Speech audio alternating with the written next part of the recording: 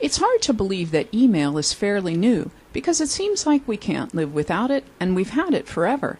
Actually, though, it's come of age in just the last decade or so. We were lucky back then to have a single personal or business email address. Compare that to today, where most people have 2 or 3 email addresses. The disadvantage, of course, is that we get a lot of email. The average U.S. worker gets 70 or more messages a day, and that can become overwhelming. Since we don't have 8 hours a day to manage email, what are we supposed to do? Well, that's where Outlook can help. Outlook is more than just email, though. Think of it as a personal information management system. With the new tools available in Outlook, we can manage not only email, but also the calendar, our tasks, and even more. In this chapter, we'll look at some of the old features in Outlook that have a new twist to them. We'll discover things that will help you get organized, stay organized, and get everything done. I have launched my version of Outlook. However, please note that the files I'm using for this chapter will not be available in your project files folder because they're based on our Exchange server system and its email accounts.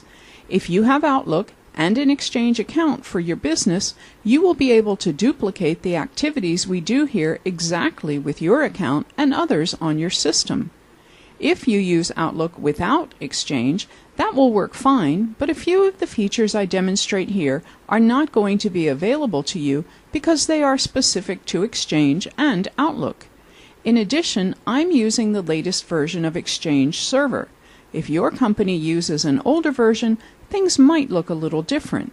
There's a lot that goes into how email and the whole thing works, so we'll duplicate what we can for you, and you'll be able to use these skills as we demonstrate. But remember that sometimes there will be intricacies with your own network or email system that might make things a little different. One last thing before we get started. I'm using the beta release of Office. We already know that Outlook will have a few changes made for the final release. We don't know exactly what they will be yet, but in order to have this course ready for you to use when Office is released, we needed to shoot it using the beta. Some of the items are still and will continue to be developed even after the release, like the social connectors.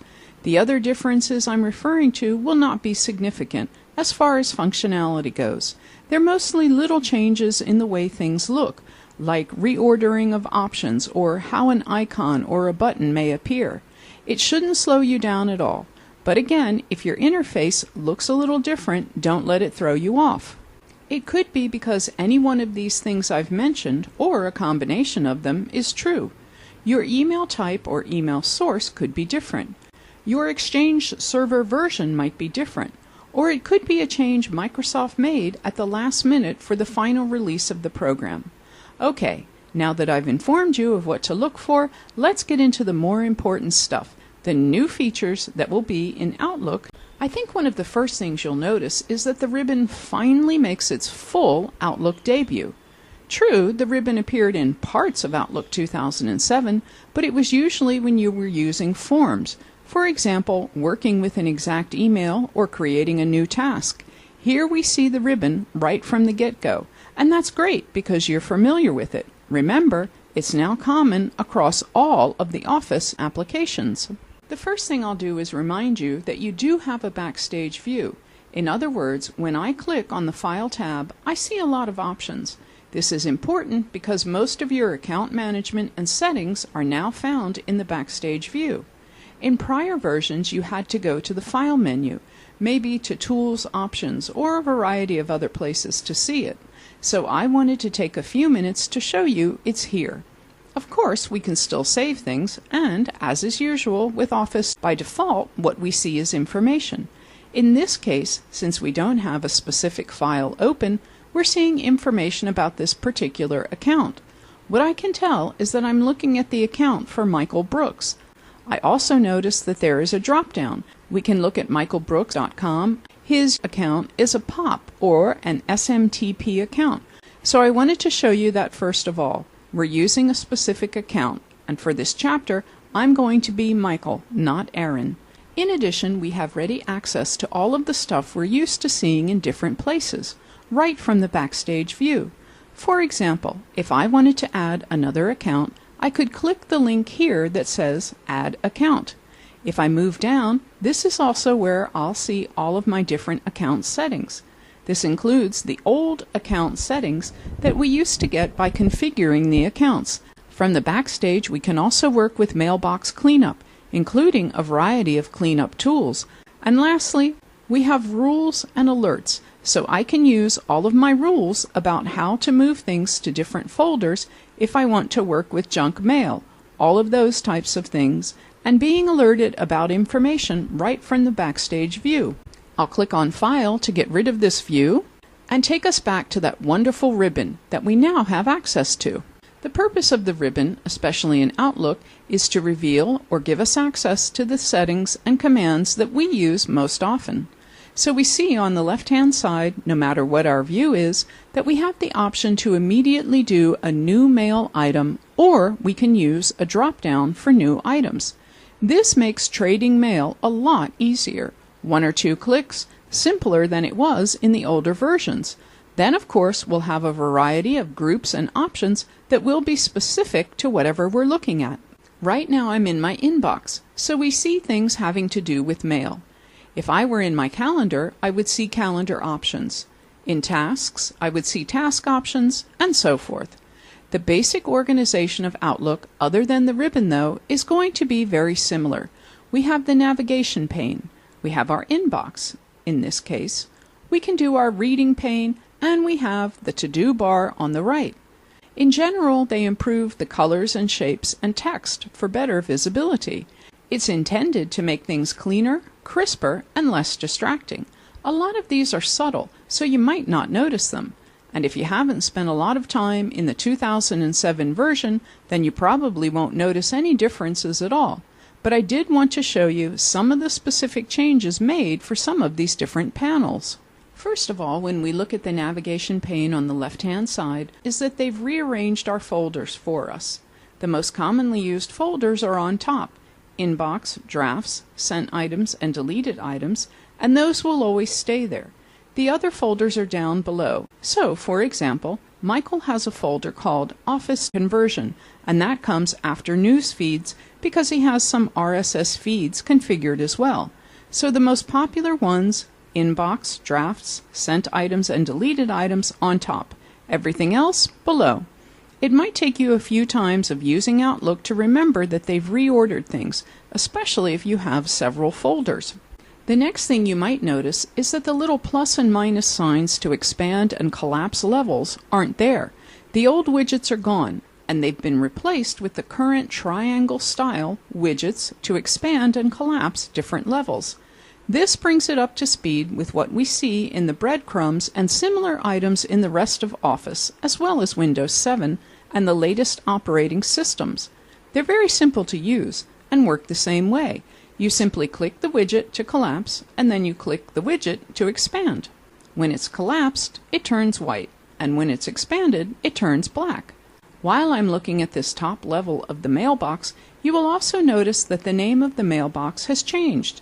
It used to be mailbox dash and then your name. For example, mailbox dash Michael Brooks. Now it actually shows the email address. The logic behind this is very simple. It's because we can have multiple email accounts. So instead of just saying mailbox, mailbox, mailbox, maybe 3 or 4 times, this tells me specifically which mailbox I'm looking at. In this case, the one for michaelbrooks@.com is the mailbox that I see on top. If I scroll down, remember Michael has 2 mailboxes configured. This is where I see the information, 2 different mailboxes, and of course I can expand and collapse them. Other than that, they work exactly the same. I'll move up to the top so we don't get confused as to where we are, but I do want to move down to the bottom of the actual navigation pane. Now we can still move and size things in the navigation pane the way we always have, but I want you to notice the buttons at the bottom. This is not new: Mail, Calendar, Contacts, Tasks, and then there are some icons for things like notes in the folder system. What has changed, though, is that they aren't as obvious as they used to be. In other words, buttons are simpler. Microsoft has removed the glassy gradients. In the older version, when you selected something, it had a bright orange selection color. This has been changed to a more subtle look, and buttons and things are a little simpler and won't be highlighted as much or as obviously as they were before. So there are several new things in the navigation pane, but I also want you to look to the left and the right sides of your screen. I'm now looking at Outlook Today. If you haven't seen this, and several people actually haven't, it's because I actually clicked on a mailbox. If you click at a mailbox level, you get to see Outlook Today, which is a summary of your calendar, tasks, and messages. Think of it as an overview or summary of your entire Outlook mailbox. However, if I go back to the inbox, in this case I'll just give it a click, I can see the to-do pane on the right, the navigation pane on the left, and the other two panels for looking at my email, in this case, right in the middle.